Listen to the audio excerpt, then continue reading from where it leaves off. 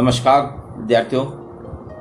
समाजशास्त्र की अध्ययन पद्धतियाँ, सामाजिक अनुसंधान की विभिन्न अध्ययन पद्धतियाँ हैं। समाजशास्त्री सिद्धांत के विश्लेषण की अलग अलग समाजशास्त्री विश्लेषण के उपागम अप्रोचेज जिसको हम कहते हैं निकाले गए हैं, जिसमें एक संघर्षवादी उपागम है, एक प्रकारात्मक उपागम है, उसी में एक प्रघटना शास्त्र। एक ये वैचारिकी है कि विचारधारा है प्रघटना शास्त्र, फिनोमिनोलॉजी कहते हैं, जिसको हिंदी में इसको प्रघटना शास्त्र कहते हैं।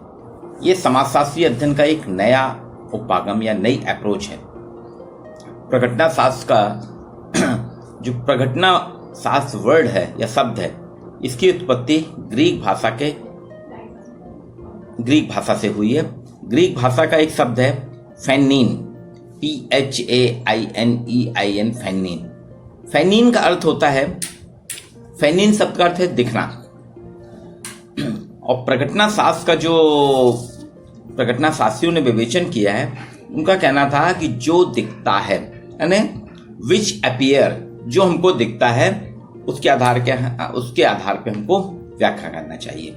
तो ये कहते हैं प्रघटना शास्त्री कि समाज में हमको जो भी घटना या क्रिया जैसी दिखती है, जैसी है, मतलब जो घटना हो रही है, क्रिया जो हो रही है, उसकी वैसी ही व्याख्या करना प्रघटना शास्त्र है। प्रघटना शास्त्र जो है घटना या कोई भी क्रिया की व्याख्या करने का एक दार्शनिक आंदोलन है। ये 20वीं शताब्दी में 20th सेंचुरी में दार्शनिक आंदोलन था। और इसके जन्मदाता जो हैं जर्मन के एक दार्शनिक हुए हैं हर्शेल, एडमंड हर्शेल। उन्होंने इसकी शुरुआत की थी। हर्शेल ने 1931 में उन्होंने एक किताब लिखी थी। हर्शेल की एक किताब है a general introduction to pure phenomenology, इसमें उन्होंने प्रघटना शास्त्र की व्याख्या, उन्होंने कहा कि समाजशास्त्रियों ने अभी तक जो अध्ययन किया है वो सोच समझ के पहले से विचारों के आधार पे तर्क आधारित करके उन्हें तथ्य इकट्ठे करते हैं, वो इसको कहते हैं। इसलिए बोले ये अध्ययन उचित नहीं है। हमको समाज को जानने के लिए, समाज की विवेचना के लिए प्रघटना शास्त्र, फिनोमिनोलॉजी के आधार पर अध्ययन करना चाहिए। हर्शेल के बाद मैक्स शेलर, जर्मनी के एक दार्शनिक थे, Jean Paul Sartre, Alfred should, ये कई एक लंबी लिस्ट आती है, इन्होंने अध्ययन किया। रोश हैं, पीटर बर्जर हैं, पाथर्स हैं, डगलस हैं, आदि ने प्रघटना शास्त्र की चर्चा की, प्रघटना शास्त्र के बारे में विचार रखे हैं। यह उपागम जो है, प्रघटना शास्त्री उपागम जो है, इसको एक अप्रोच बताई गई है समाजशास्त्री अध्ययन की। घटना के अर्थ को, घटना का जो भी घटना या क्रिया है उसके अर्थ की युक्त विवेचना करता है। ये एक विचार की है, एक आइडियोलॉजी है। Phenomenology is a ideology. इसमें अध्ययनकर्ता को क्या है, जो अध्ययन करता है, जैसे मैं रिसर्च कर रहा हूं तो मुझे क्या है, घटना के मूल का अध्ययन करने पर, घटना का जो मूल है, एसेंस है, जो सार है, उसका अध्ययन करके उसके यथार्थ का दिग्दर्शन होता है, ये कहलाता है। प्रघटना शास्त्री जो है समाजशास्त्र का विरोध करते हैं। समाजशास्त्रियों को उन्होंने विरोध किया, प्रघटना शास्त्रियों ने। उनका कहना है कि समाजशास्त्री क्या करता है, जो भी अध्ययन करता है वो उसके पूर्वाग्रह, प्रेजुडिस और उपकल्पना, हाइपोथेसिस के प्रभाव में अध्ययन करता है। वो पहले से एक उपकल्पना बना लेता है। जब आपने एक उपकल्पना बना ली है तो आप जो भी तथ्य इकट्ठे करोगे या तथ्यों का विश्लेषण करोगे उसको अपनी उपकल्पना के अनुरूप करोगे, इसलिए बोले वो उचित नहीं है। और वो कहते हैं हमको क्या करना चाहिए, घटना जैसी दिखती है, कोई भी घटना या क्रिया जैसी दिखती है उसे वैसी, समाजशास्त्री तो क्या है, जैसी दिख रही है उसको वैसे ही मान के अध्ययन कर लेते हैं। बल्कि प्रघटना शास्त्री कहते हैं हमें जो घटना जैसी दिख रही है उसे समझने का प्रयास करना चाहिए। इस उपागम में वो कहते हैं कि वास्तव में हमको उसको वैसी ना मान के घटना को समझ के उसके सार, उसके एसेंस को निकालना चाहिए। इसलिए उन्होंने, प्रघटना शास्त्रियों ने जो है इसमें प्रघटना शास्त्र की जो विवेचना की है उसमें उन्होंने 4 चीजों को महत्वपूर्ण माना है। इन्होंने कहा है प्रघटना, फिनोमिना, कोई भी घटना जो होती है, फिनोमिना, चेतना, कंसियसनेस, अंतर्विषयकता, इंटरसब्जेक्टिविटी और प्राकृतिक अभिव्यक्ति, नेचुरल एटीट्यूड। ये 4 चीजों की उन्हें बात की। इन 4 के आधार पे हमको घटना के विश्लेषण करना चाहिए। वो कहते हैं इसके द्वारा इन 4 मतलब प्रघटना, जो घटना है जैसी दिख रही है उसको देखो, उससे चेतना कैसी है, उसकी अंतर्विषयकता कैसी है, और एटीट्यूड कैसे, नेचुरल एटीट्यूड, प्राकृतिक रूप से जो एटीट्यूड होते हैं, अभिवृत्ति होती हैं, वो कहते हैं। इन 4 के आधार पे इनका कहना है कि हमको घटना के तत्व या सार, घटना के फैक्ट एंड एसेंस जो होते हैं, सार होते हैं, उनको जानना चाहिए। बोले हमारी पूर्व की घटनाएं जो हैं, हम अगर पहले से मान के चलते हैं, जैसे समाजशास्त्रियों ने मान के चला ना, घटना को उपकल्पना बना ली, ये क्या करते हैं, फैक्ट्स को विकृत कर देती हैं। इसके आधार पे हम जो फैक्ट्स निकालते हैं या फैक्ट्स जो हम विश्लेषित करते हैं, वो पूरे के पूरे विकृत हो जाते हैं, जो हमें सत्य के मार्ग से विचलित करते हैं। ये कहते हैं हमें सत्य के मार्ग से विचलित करते हैं। समीक्षात्मक चिंतन के लिए प्रघटना शास्त्री साहब कहते हैं कि किसी भी घटना या व्यक्ति या क्रिया के समीक्षात्मक चिंतन से ही हमको सत्य की प्राप्ति होती है। मतलब जब तक आप समीक्षात्मक रूप से क्रिटिकली आप थॉट नहीं रखेंगे, आप चिंतन नहीं करेंगे, सोचेंगे नहीं, आपको सत्य की प्राप्ति नहीं होगी। इसको अपन एक उदाहरण से समझने का प्रयास करते हैं। इसको हम लोग एक उदाहरण देखते हैं। अब देखिए, बच्चा, एक छोटा बच्चा और एक एडल्ट वयस्क की मानसिकता अलग अलग होती है। आपने देखा होगा टीवी सीरियल आजकल जितने भी आते हैं, मैक्सिमम टीवी सीरियल या पहले पिक्चर बनती थी, भूत प्रेत वाली बहुत बनती थी। तो बच्चा जो है उसको आभासी, इमेजिनेशन और वास्तविकता में उसको फर्क नहीं कर पाता। वो आभासी को भी वास्तविकता समझता है और वास्तविकता को भी आभासी समझता है, जबकि वयस्क जानता है वो आभासी और वास्तविकता में अंतर है। तो बच्चे जब भूत प्रेत की पिक्चर देखते हैं वो उससे डरते हैं, क्योंकि उसको वास्तविकता में मानते हैं, भूत को वो वास्तविक मानते हैं, तो वो डरने लगते हैं। अक्सर आपने देखा होगा छोटे बच्चे जो टीवी सीरियल देखते हैं भूत प्रेत वाले, रात में जाग जाते हैं, डर जाते हैं एकदम, उठ जाते हैं। वो वजह वही है क्योंकि उसने भूत को वास्तविकता माना है। और जो वयस्क होता है, एडल्ट पर्सन होता है, वो जानता है कि ये निर्देशक ने हमारे मनोरंजन के लिए कल्पना की है, ये काल्पनिक पार्ट है, ये भूत कोई वास्तविकता नहीं है, भूत कोई सत्यता नहीं है, वो उसको कल्पना, तो वो उसमें मनोरंजन लेता है। तो ये प्रघटना शास्त्री कहते हैं, समाजशास्त्री और प्रघटना शास्त्री में बोले ये अंतर है। बोले हमको प्रघटना शास्त्र के आधार पे वास्तव में वास्तविकता जैसी दिख रही है घटना, उसको उस आधार पे नहीं, उसके तत्व निकालना पड़ेंगे, उसके सार निकालना पड़ेंगे। इसीलिए इनके एक समकालीन जो हुए, जिन्होंने इनकी सिद्धांत को आगे बढ़ाया, शुड कहते हैं कि वास्तव में दैनिक जीवन में, हमारे दैनिक जीवन को उन्होंने प्रभावी यथार्थ माना है। बोले ये फैक्ट्स है, हमारा इफेक्टिव फैक्ट्स है, ये वास्तविकता है, रियलिटी है, इफेक्टिव रियलिटी है। बोले हम समाज में व्यक्ति साथ साथ रहता है और पारस्परिक संबंधों का निर्वाह करता है। जैसे मेरे अपने पत्नी से संबंध, बेटी से संबंध, मित्रों से संबंध, ये सारे संबंधों के आधार पर हम जो साथ साथ रह के क्रियाएं करते हैं, उनसे संबंध बनते हैं। संबंधों के आधार पर हम पारस्परिक संबंधों का निर्वाह करते हैं। दैनिक जीवन के प्रति व्यक्ति को, बोले दैनिक जीवन के प्रति व्यक्ति की अन्य धारणा है। दैनिक जीवन में हम जो देखते हैं उसके आधार पर हमारी धारणा बनती है। जैसे कोरोना के आप देखिए, कोरोना के आने से क्या हुआ कि हमने बहुत सी की महामारी की जो धारणाएं थी कि फैलती हैं, तो हमने अपनी दिनचर्या बदल ली। तो दैनिक जीवन में हमारे जिस प्रकार से क्रियाकलाप होते हैं, तो हमने देखा उससे क्या क्या है, हमने लोगों को देख के हमने अपने दैनिक प्रभाव में, तो ये है। तो कोरोना के पहले तक हम सबसे मिलते जुलते थे, हम सबके साथ उठते बैठते थे, सब कुछ करते थे। तो दैनिक जीवन में जब देखा कि कुछ लोगों को देखा हमने कि उनके उठने बैठने, सामाजिक संपर्क के कारण महामारी फैल रही है, तो हमने अपने व्यवहार बदल लिए। तो ये कहता है कि दैनिक जीवन के प्रति व्यक्ति की जो आम धारणा है वो निरंतर बदलती रहती है।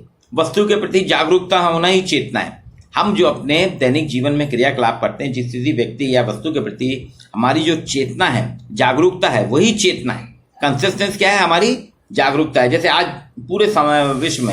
पूरे विश्व समाज में साफ सफाई, लोगों से मिलने जुलने, सामाजिक संपर्क के प्रति जागरूकता हो गई कि हम ज़्यादा लोगों से मिले जुले और एक डिस्टेंस मेंटेन करें, 2 गज की दूरी रखें, ये जागरूकता आई है। तो इससे चेतना जागृत हुई। इस जागरूकता ने क्या करा, चेतना कराओ। चेतना से ही हम घटना का विश्लेषण कर पाते हैं। जब हम चेतित कॉन्शियसनेस हमारे में आ जाती है, तो हम किसी भी घटना के एनालिसिस कर पाते हैं, उसको डिस्क्राइब कर पाते हैं। इसके लिए समाज में व्यक्ति को, समाज के अंतर्गत वो कहते हैं व्यक्ति संबंधों के माध्यम से सामाजिक संबंधों के माध्यम से व्यक्ति एक दूसरे को जानकर, जब हम सामाजिक संबंध होते हैं तो एक दूसरे को हम जानकर और जो अंतःक्रिया होती है हमारी, उसके अनुभवों को अनुमानित करते हैं। जैसे मैं परिवार में हमारे पति पत्नी बच्चों के बीच में हम एक दूसरे को समझ के जान के जो अंतःक्रिया करते हैं, उन अंतःक्रिया से हमारे अनुभवों के आधार पे हम अनुमानित कर लेते हैं कि आज मेरी पत्नी का मूड कैसा है, बेटी का मूड कैसा है।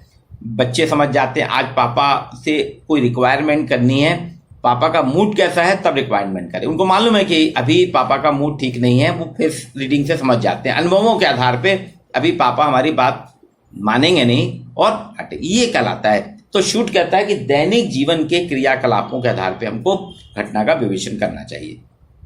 प्राकृतिक अभिव्यक्ति जो है व्यक्ति की स्वतः की जो नेचुरल एटीट्यूड है, वो व्यक्ति की स्वतः की अभिव्यक्ति, हम जो सोचते हैं हमारा जो एटीट्यूड होता है उसी से नेचुरल एटीट्यूड बनता है। जैसे हम अपने रोज के व्यवहारिक जीवन में परिवार के साथ, रिश्तेदारों के साथ, सगे संबंधियों के संबंधों के साथ और समकालीन व्यक्तियों के साथ करते हैं। यहाँ वो कहते हैं, हर्शल कहता है कि हमें जो है, हम समकालीन संबंधों भी हमारे होते हैं, उसके साथ साथ जो भी हमारी सामाजिक क्रियाएं हैं हमारे पूर्वकालीन भी होती हैं। जैसे वो कहता है कि आप देखिए विज्ञापन, समाज में विज्ञापन के आधार पे लोग धारणाएं बनाते हैं। आमिर खान का विज्ञापन देख के आदमी वस्तुएं खरीदता है। कैन, हेमा मालिनी बोलती है इससे शुद्ध पानी कुछ नहीं है, लोग कैन खरीद रखते हैं। तो वीरेंद्र सहवाग, सचिन तेंदुलकर, आमिर खान, हेमा मालिनी, इन विराट कोहली, इनसे प्रभावित होके हम जो उत्पाद हैं, प्रोडक्ट हैं, वो खरीदते हैं। इसमें बताया आपको ये लेना चाहिए। मोदी जी ने कहा कि खादी लेना चाहिए, खादी स्वदेशी है। तो आप देखिए स्वदेशी और आत्मनिर्भरता की जो बात हुई है, अब समाज में मोदी से प्रभावित होकर लोग खादी खरीद रहे हैं। तो सहभागी और समकालीन व्यक्तियों के संबंध के साथ साथ शुट्स कहते हैं सहभागी जिनके साथ हमारा पार्टिसिपेट जो रोज के हैं, और समकालीन जो हमारे साथ हैं। समकालीन संबंधों के साथ साथ व्यक्तियों के पूर्वजों से भी संबंध होते हैं जो हमारे कार्यों, दैनिक गतिविधियों पे के प्रभाव में परिलक्षित होते हैं। इसलिए व्यक्ति कोई कार्य, निर्णय आदि भविष्य में आने वाले व्यक्ति को प्रभावित करते हैं। ये हमारे जो निर्णय होते हैं, जो हमारे प्रभाव होते हैं, ये आने वाले भविष्य। जैसे अभी कोरोना के पहले का और कोरोना के बाद का आप देखिए परिदृश्य बदल जाएगा। आज जो स्थितियां हैं ये आने वाले कल में, आगे वाले भविष्य तक में प्रभावित करेंगे हमारे व्यवहार। इसलिए कहते हैं प्रघटना शास्त्री विचार जो है, विचार, चिंतन और चेतना के आधार पे वो अध्ययन करते हैं। किसी भी घटना का विचार, चेतना और चिंतन के आधार पे। और समाजशास्त्री और प्रघटना शास्त्रियों में मूलतः अंतर यही है। समाजशास्त्री क्या करता है, पूरे समाज का अस्तित्व सदस्यों की व्याख्या से, एक समाज का के जितने भी सदस्य हैं उनकी व्याख्या, उनके अस्तित्व के आधार पे समाज की व्याख्या करता है। और प्रघटना शास्त्री क्या करता है, समाज की जो व्याख्या करता है, मनुष्यों को के दिए गए अर्थपूर्ण विचारों से, समाज में मनुष्यों के दिए गए, समाज की इकाइयों के दिए गए अर्थपूर्ण विचारों से स्थापित हुआ है, ऐसा मानता है। और वो कहता है इसलिए देखिए समय समय पर बदलते रहते हैं। मनुष्य की अंतःक्रियाएं उन्हीं के दिए गए अर्थों से अधिक महत्वपूर्ण होती हैं। बोले मनुष्य की अंतःक्रियाएं और जो अर्थ दे रहे हैं उससे अधिक महत्वपूर्ण, ये बदलते रहते हैं। बोले हमारे जो विचार हैं ये एक से नहीं रहते, बदलते रहते हैं। अभी देखिए 2020 के पहले तक कुछ और था कि लोग मिलिए, आपस में रहिए, एक दूसरे के संपर्क में रहिए। अब कहा जा रहा है कि हम संपर्कों में दूरी बना के रहें, मिले जुले। ये देखिए विचार हमारे बदल गए। तो वो कहता है प्रघटना शास्त्री कर्ता यानी व्यक्ति जो है पूरे समाज को संगठित करके अपने जीवन को समन्वित करता है वो। और समाजशास्त्री कहते हैं व्यक्ति से समाज संगठित होता है, यही अंतर है। ये इसलिए समाजशास्त्रियों को एक आदर्शवादी उपागम नहीं मानते। इनका कहना, समाजशास्त्री कहते हैं कि प्रत्येक अंतःक्रिया जो है समाज के स्वीकृत नियमों के द्वारा संचालित होती है। अब प्रघटना शास्त्री कहते हैं नहीं, सामाजिक मानदंड, विचार कैसे महत्वपूर्ण होंगे। बोले वो इसको महत्वपूर्ण नहीं मानते। उनका कहना है सामाजिक मानदंड हैं या जो नियम है इनके निर्माण की प्रक्रिया महत्वपूर्ण होती है। हर्शल कहते हैं विषय परकता, सब्जेक्टिविटी को महत्वपूर्ण नहीं मानते हैं। हर्शल ने सब्जेक्टिविटी को महत्वपूर्ण नहीं माना। वो कहते हैं विषय परकता महत्वपूर्ण है। उनका कहना है समाज के बारे में जो प्रस्तुत है प्रत्येक तथ्य परक तथ्य का वर्णन व्यक्ति की रोजाना की बोलचाल की भाषा से ही प्रस्तुत। हम जो तथ्य रहते हैं हमारी बोलचाल की भाषा से वो स्पष्ट होते हैं।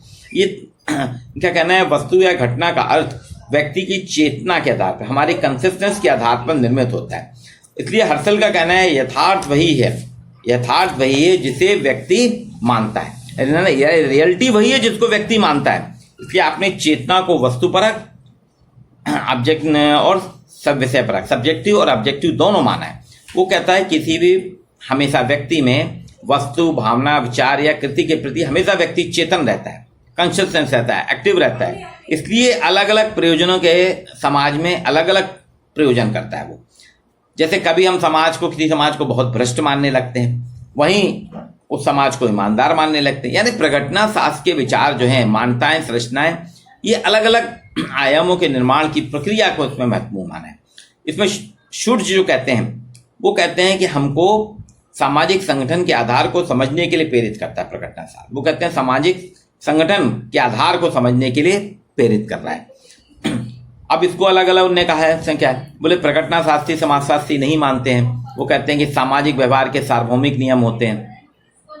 प्रघटना शास्त्री का कहना है कि सामाजिक क्रियाएं नियमों के माध्यम से संचालित होती, ना कि उनके मानदंडों के अनुसार से। इसलिए कहते हैं पहले क्रिया को समझाया जाएगा, फिर उस मापदंड को क्रिया को समझाने के लिए समझाया जाएगा। ये अलग अलग प्रकार से उन्होंने कहा। वास्तव में ये उपागम जो है एक विशिष्ट और विभिन्न अनुसंधान की परंपरा निर्मित करता है।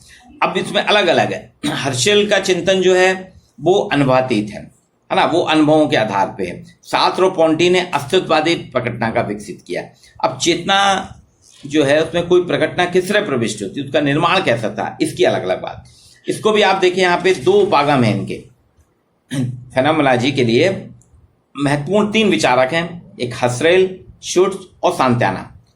एडमंड हर्शेल की पहली पुस्तक में उन्होंने चर्चा की, फिर इसको आगे बढ़ाया शुड्ज ने। तो ये अलग अलग प्रकार से यहाँ 2 विचारधारा है। यूरोप की विचारधारा जो है उसके प्रणेता है हसरेल और शुड्ज। दूसरी है अमेरिकी विचारधारा जिसके प्रणेता है जॉर्ज सांत्याना। हर्शेल कहते हैं समाज की वास्तविकता को समझना महत्वपूर्ण है। वो कहते हैं समाज की वास्तविकता को समझना महत्वपूर्ण है। सांत्याना इस पर संदेह करते हैं। सांत्याना जो है अमेरिकी, उस पर संदेह करते हैं। वो कहते हैं कि हमें घटनाओं के बारे में कुछ भी निर्णय से पहले उनके सार को, उसके एसेंस को, उसके फैक्ट को ग्रहण करना चाहिए।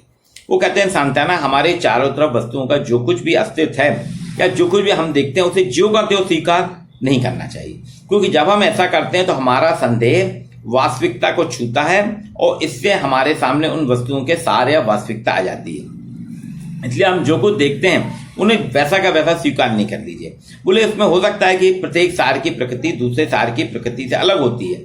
सार क्या है, जो फैक्ट है, एसेंस है, जो क्रिया से उत्पन्न होता है। जब क्रिया बदलती है तो संबंधित सार भी गतिशील होकर बदल जाता है। तो ये समाजशास्त्री सिद्धांत की तरह ये इससे थोड़ी समाजशास्त्री सिद्धांत के आधार पर जो पूर्ववर्ती थे, तो प्रघटना शास्त्री ने अलग बात की है। वो कहते हैं कि हम यथार्थ को समझें। अब हमारे सामने सबसे बड़ा मूल मुद्दा यह है कि समाज की वास्तविकता क्या है, किसे हम यथार्थ समझे और किसे फरेब समझे। यथार्थता की व्याख्या बृहत समाज 2 हैं, बृहत समाजशास्त्री यानी मैक्रो सोशलॉजिस्ट और सूक्ष्म समाजशास्त्री यानी माइक्रो सोशलॉजिस्ट, दोनों ने की है। शुड्ज कहते हैं जीव जगत के विषय में जो कुछ हमारी जानकारी है वह हमारे ज्ञान का भंडार यानी स्टॉक ऑफ नॉलेज है।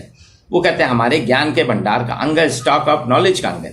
ज्ञान का भंडार व्यक्ति के दिमाग में है जो सामाजिकरण के द्वारा हमें प्राप्त हो जाता है। शुड्ज ने व्यक्ति को ज्ञान भंडार को ही पूरे समाज की यथार्थता या वास्तविकता माना है। शुड्ज जो है, हसरेल और शुड्ज कहते हैं व्यक्ति के दिमाग का जो है ना, दिमाग में जो नॉलेज ऑफ स्टॉक है, यही ज्ञान का ज्ञान भंडार ही पूरे समाज की यथार्थता रियलिटी है, समाज की वास्तविकता है, रियलिटी है। मीड इसे सामान्यीकृत मानते हैं, इसे जनरलाइज्ड मानते हैं और कहते हैं शुड्ज ने ज्ञान का भंडार, नॉलेज ऑफ स्टॉक जो है शुड्ज मानता है, मीड उसे सामान्यीकृत घटना के रूप में कहते हैं। शुड हसरेल जानना चाहते थे कि आखिर जिन वस्तुओं का अस्तित्व है तो वह क्यों और कैसे है। वो कहते हैं कोई भी घटना या कोई भी वस्तु का जो अस्तित्व है वह क्यों और कैसे है। सांत्याना जानना चाहते थे कि दुनिया में कौन से तत्व वास्तविक यथार्थ है, रियलिटी है, जिसमें वास्तविकता है, रियलिटी है ना, यथार्थ है। अतः हम कह सकते हैं इन तीनों के समन्वित प्रयास से, यानी हर्शेल, शुड्ज और सांत्याना के प्रयास समन्वित कोऑर्डिनेटेड एफर्ट के द्वारा ज्ञान की एक विशेष शाखा हमारे सामने आ सकी, जिसे प्रघटना शास्त्र कहा जाता है। ये एक समाजशास्त्री उपागम है, फेनोमेनोलॉजिकल, जो सामाजिक घटनाओं के अध्ययन विवेचन के लिए एक महत्वपूर्ण पद्धति के रूप में है। इसके बाद इसे आप और अच्छे से जानना चाहते हैं तो कैलाश पुस्तक सदन भोपाल से मेरी पुस्तक है समाजशास्त्री शोध की अध्ययन पद्धतियां, ध्रुव दीक्षित के नाम से। इसको आप पढ़ेंगे, आपको बहुत स्पष्ट होगा। इसके बाद हम एक और अध्ययन पद्धति है उस पर कल चर्चा करें। आज के लिए विद्यार्थियों इतना ही।